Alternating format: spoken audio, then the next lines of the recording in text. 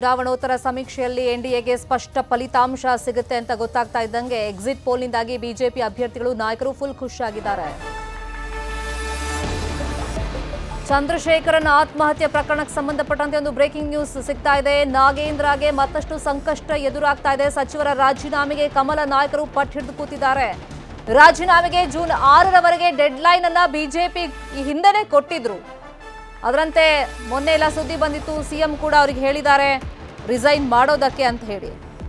So ಈಗ ಮತ್ತಷ್ಟು ಸಂಕಷ್ಟ ಎದುರಾಗೋದು ಕಟ್ಟಿಟ್ಟ ಬುತ್ತಿ. ಸಚಿವರ ರಾಜೀನಾಮೆಗೆ ಕಮಲ ನಾಯಕರು ಪಟ್ಟು ಹಿಡಿದು ಕೂತಿದ್ದಾರೆ.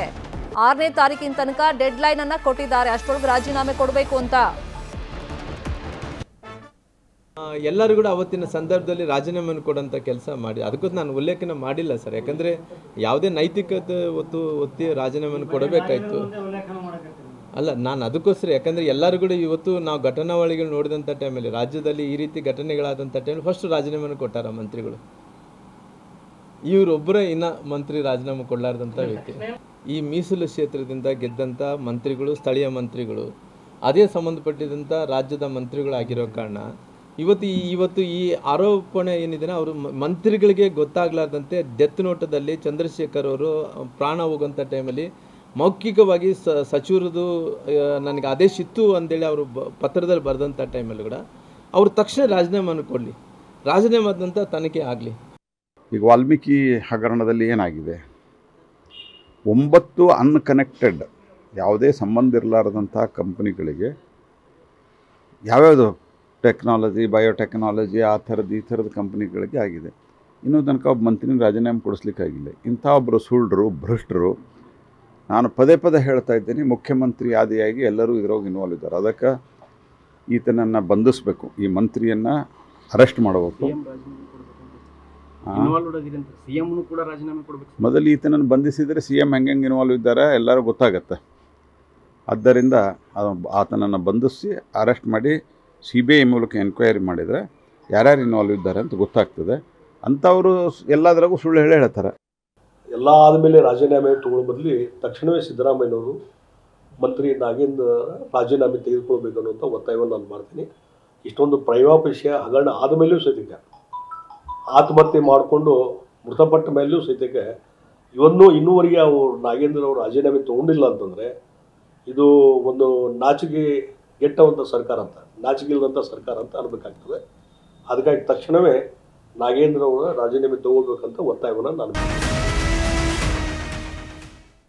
ಲೈಂಗಿಕ ದೌರ್ಜನ್ಯ ಕೇಸಲ್ಲಿ SIT ಅಧಿಕಾರಿಗಳು ಪ್ರಜ್ವಲ್ ರೇವಣ್ಣಗೆ ಡ್ರಿಲ್ ಮಾಡ್ತಾ ಇದ್ದಾರೆ. ಏನೇ ಪ್ರಶ್ನೆ ಕೇಳಿದ್ರು ಕೂಡ ತನಗೆ ಗೊತ್ತಿಲ್ಲ, ತನಗೂ ಇದಕ್ಕೂ ಸಂಬಂಧ ಇಲ್ಲ ಅನ್ನೋ ರೀತಿಯಲ್ಲಿ ಅಸಮರ್ಪಕವಾಗಿ ಉತ್ತರ ಕೊಡ್ತಾ ಇದ್ದಾರೆ. ಈ ಹಿನ್ನೆಲೆಯಲ್ಲಿ ಇನ್ನೇನು ಕೆಲವೇ ಹೊತ್ತಲ್ಲಿ ಹಾಸನಕ್ಕೆ ಅವರನ್ನು ಕರ್ಕೊಂಡು ಹೋಗೋದಕ್ಕೆ ಎಲ್ಲ ತಯಾರಿಗಳನ್ನು ಮಾಡ್ಕೊಳ್ತಾ ಇದ್ದಾರೆ. ಸಾಧ್ಯತೆಗಳಿದೆಯಂತೆ. ಹಾಸನಕ್ಕೆ ಕರ್ಕೊಂಡು ಹೋಗಿ ಸ್ಥಳ ಮಹಜರು ಮಾಡುವಂತ ಸಾಧ್ಯತೆಗಳಿದೆ. ಘಟನೆ ನಡೆದ ಸ್ಥಳದಲ್ಲಿ ಆರೋಪಿ ಎದುರು ಪಂಚನಾಮೆ ಮಾಡಲಾಗುತ್ತೆ. ಹಾಸನಕ್ಕೆ ತೆರಳೋಕ್ಕೂ ಮುನ್ನ ಮತ್ತೊಮ್ಮೆ ವೈದ್ಯಕೀಯ ಪರೀಕ್ಷೆಗೆ ಒಳಪಡಿಸಲಾಗುತ್ತೆ. ಬೌರಿಂಗ್ ಆಸ್ಪತ್ರೆಯಲ್ಲಿ ತಪಾಸಣೆಗೆ ಒಳಪಡಿಸುತ್ತಾರೆ ಅಧಿಕಾರಿಗಳು.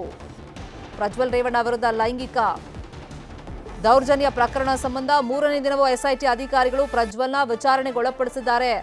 ಸೊ ವಿಚಾರಣೆಗೆ ಒಳಪಡಿಸಿದಂಥ ಸಂದರ್ಭದಲ್ಲಿ ಕೆಲವೊಂದು ಪ್ರಶ್ನೆಗಳನ್ನು ಕೇಳಿದ್ದಾರೆ. ಏನು ಪ್ರಶ್ನೆ ಕೇಳಿದ್ರು ತನಗೆ ಗೊತ್ತಿಲ್ಲ ಅನ್ನೋ ಉತ್ತರ ಮಾತ್ರ ಅಂತೆ. ಪ್ರಜ್ವಲಿಂದ ಸಿಕ್ತಿರೋದು ಮೊಬೈಲಲ್ಲಿ ಅಂದರೆ ಗೊತ್ತಿಲ್ಲ. ಮನೆ ಕೆಲಸದಾಕೆ ಮೇಲೆ ಲೈಂಗಿಕ ದೌರ್ಜನ್ಯ ಅದನ್ನು ಕೇಳಿದ್ರೆ ನಮ್ಮ ಮನೇಲಿ ತುಂಬ ಜನ ಮನೆ ಕೆಲಸದವರಿದ್ದಾರೆ, ಇವ್ರು ಯಾರು ಅಂತ ನನಗೆ ಗೊತ್ತಿಲ್ಲ ಅಂತ ಹೇಳ್ತಾ ಇದ್ದಾರಂತೆ. ಈ ರೀತಿ ಅಸಮರ್ಪಕವಾಗಿ ಉತ್ತರವನ್ನು ಕೊಡ್ತಿರೋದ್ರಿಂದ ಅಧಿಕಾರಿಗಳಿಗೆ ಈ ವಿಷಯವಾಗಿ ಟೆನ್ಷನ್ ಆಗಿದೆ. ಇದೇ ವಿಚಾರವಾಗಿ ಇನ್ನಷ್ಟು ಡೀಟೇಲ್ ಆಗಿ ಇನ್ಫಾರ್ಮೇಶನ್ ಕೊಡೋದಕ್ಕೆ ನೇರ ಸಂಪರ್ಕದಲ್ಲಿ ಜಾಯಿನ್ ಆಗಿದ್ದಾರೆ ನಮ್ಮ ರಿಪೋರ್ಟರ್ ಮುನಿರಾಜು. ಇಲ್ಲಿ ಆರೋಪಿ ಸ್ಥಾನದಲ್ಲಿರುವಂತಹ ಪ್ರಜ್ವಲ್ ಅಧಿಕಾರಿಗಳು ಕೇಳಿದಂತ ಪ್ರಶ್ನೆಗಳಿಗೆ ಸಮರ್ಪಕವಾಗಿ ಉತ್ತರ ಕೊಡ್ತಾ ಇಲ್ಲ. ಈ ನಿಟ್ಟಿನಲ್ಲಿ ಸ್ಥಳ ಮಹಜರ್ಗೆ ಕರ್ಕೊಂಡು ಹೋಗ್ತಾ ಇದ್ದಾರೆ. ಇವತ್ತೇ ಕರ್ಕೊಂಡು ಹೋಗ್ತಾರಾ? ಚಾನ್ಸಸ್ ಎಷ್ಟು ಮಟ್ಟಿಗಿದೆ? ಕರ್ಕೊಂಡು ಹೋದ್ಮೇಲೆ ಪ್ರೊಸೀಜರ್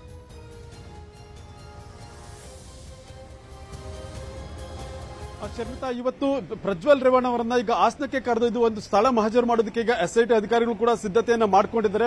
ಯಾಕಂದ್ರೆ ಈ ಒಂದು ಪ್ರಕರಣದಲ್ಲಿ ನಿನ್ನೆ ಇಡೀ ದಿನ ಮತ್ತೆ ಇವತ್ತು ಮಧ್ಯಾಹ್ನದವರೆಗೆ ಅವರನ್ನ ವಿಚಾರಣೆ ಮಾಡಿದ್ದಾರೆ. ಮತ್ತೆ ಸಾಕಷ್ಟು ಪ್ರಶ್ನೆಗಳಿಗೆ ಉತ್ತರವನ್ನು ಕೂಡ ಪಡ್ಕೊಂಡಿದ್ದಾರೆ. ಮತ್ತೆ ಈ ವೇಳೆ ಕೆಲವು ಏನು ಅಸಮರ್ಪಕ ಉತ್ತರಗಳನ್ನು ಕೂಡ ಕೊಟ್ಟಿದ್ದಾರೆ ಅಂತೇಳಿ ಒಂದು ಮಾಹಿತಿ ಕೂಡ ಇರುವಂತದ್ದು. ಆದರೆ ತನಿಖೆ ಮುಂದುವರೆದ ಭಾಗವಾಗಿ ಅವರನ್ನ ಒಂದು ಮಹಜರು ಪ್ರಕ್ರಿಯೆಗೆ ಒಳಪಡಿಸಬೇಕಾಗುತ್ತೆ. ಆ ಸಲುವಾಗಿ ಈಗ ಇಲ್ಲಿಂದ ಅವರನ್ನ ವೈದ್ಯಕೀಯ ಪರೀಕ್ಷೆಗೆ ಒಳಪಡಿಸಿ ಆನಂತರ ಹಾಸನಕ್ಕೆ ಕರೆದೊಯ್ದು ಅಲ್ಲಿ ಎಲ್ಲಿ ಕೃತ್ಯ ಎಸಗಿದ್ರು ಅಂತ ಕಡೆಗಳಲ್ಲಿ ಒಂದು ಮಹಜರು ಮಾಡೋದಕ್ಕೆ ಈಗ SIT ಅಧಿಕಾರಿಗಳು ಮುಂದಾಗಿದ್ದಾರೆ. ಬಹುಶಃ ಇವತ್ತು ಸಂಜೆ ಒಳಗಡೆ ಅಥವಾ ರಾತ್ರಿ ಅವರನ್ನು ಕರೆದೊಯ್ಯುವಂತಹ ಸಾಧ್ಯತೆಗಳು ಕೂಡ ಇರುವಂತದ್ದು. ಅದಕ್ಕೋಸ್ಕರ ಈಗ SIT ಅಧಿಕಾರಿಗಳು ಬೇಕಾದ ಒಂದು ಸಿದ್ಧತೆಗಳನ್ನು ಕೂಡ ಮಾಡಿಕೊಂಡಿದ್ದು, ಏನೆಲ್ಲ ಅವರು ಸ್ಟೇಟ್ಮೆಂಟ್ ಕೊಟ್ಟಿದ್ದಾರೆ ಮತ್ತೆ ಏನೆಲ್ಲ ಎವಿಡೆನ್ಸ್ ಗಳನ್ನು ಕಲೆಕ್ಟ್ ಮಾಡಿದ್ದಾರೆ, ಮತ್ತೆ ಈಗಾಗಲೇ ಏನು ಅವರ ವಿಚಾರಣೆಯಿಂದ ಮಾಡಿರುವಂತಹ ಒಂದು ಹೇಳಿಕೆಗಳ ದಾಖಲೆ ಏನಿದೆ ಎಲ್ಲವನ್ನೂ ಸಹ ಕ್ರೋಢೀಕರಿಸಿ ಅದರ ಸಮೇತ ಈಗ SIT ಅಧಿಕಾರಿಗಳು ಹಾಸನಕ್ಕೆ ತೆರಳೋದಕ್ಕೂ ಕೂಡ ಒಂದು ತಯಾರಿಯನ್ನು ಮಾಡಿಕೊಂಡಿದ್ದಾರೆ.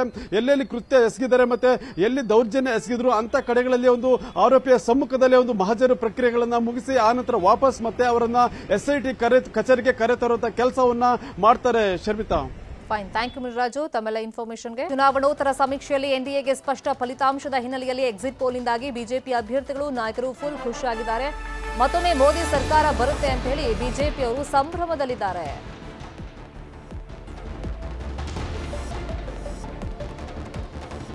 ಇನ್ನು ಎಕ್ಸಿಟ್ ಪೋಲ್ ಬಗ್ಗೆ ಬಿಜೆಪಿ ನಾಯಕರು ಏನೆಲ್ಲ ಹೇಳಿದ್ದಾರೆ ನೋಡೋಣ. ಪೋಲ್ಗಳಲ್ಲಿ ಭಾರತೀಯ ಜನತಾ ಪಾರ್ಟಿ ನೇತೃತ್ವದ NDA ಪ್ರಚಂಡವಾದಂಥ ಬಹುಮತವನ್ನು ಸಾಧಿಸಲಿದೆ ಅನ್ನುವಂಥದ್ದು ಬಂದಿದೆ. ನಾವು ಹೇಳ್ತಾನೆ ಇದ್ವಿ, ನಾವು ಪ್ರಚಂಡವಾದಂಥ ಬಹುಮತವನ್ನು ನರೇಂದ್ರ ಮೋದಿಯವರ ನೇತೃತ್ವದಲ್ಲಿ ನಾವು ಗಳಿಸಲಿದ್ದೇವೆ ಅನ್ನುವಂಥ ಮಾತನ್ನು ನಾನು ಹೇಳ್ತಾ ಇದ್ದೆ. ನಮ್ಮ ಅನೇಕ ಮುಖಂಡರು ಹೇಳ್ತಾ ಇದ್ದರು. ನಮ್ಮ ರಾಷ್ಟ್ರೀಯ ನಾಯಕರಾದಂಥ ಸನ್ಮಾನ್ಯ ಅಮಿತ್ ಶಾ ಅವರು, ನಡ್ಡಾ ಅವರು ಸಹಿತ, ರಾಜನಾಥ್ ಸಿಂಗ್ ಅವರು ಸಹಿತವಾಗಿ ನರೇಂದ್ರ ಮೋದಿಯವರ ನೇತೃತ್ವದಲ್ಲಿ ನಾವು ಪ್ರಚಂಡ ಬಹುಮತವನ್ನು ಸಾಧಿಸ್ತೀವಿ ಅಂತ ಹೇಳ್ತಾ ಇದ್ದರು.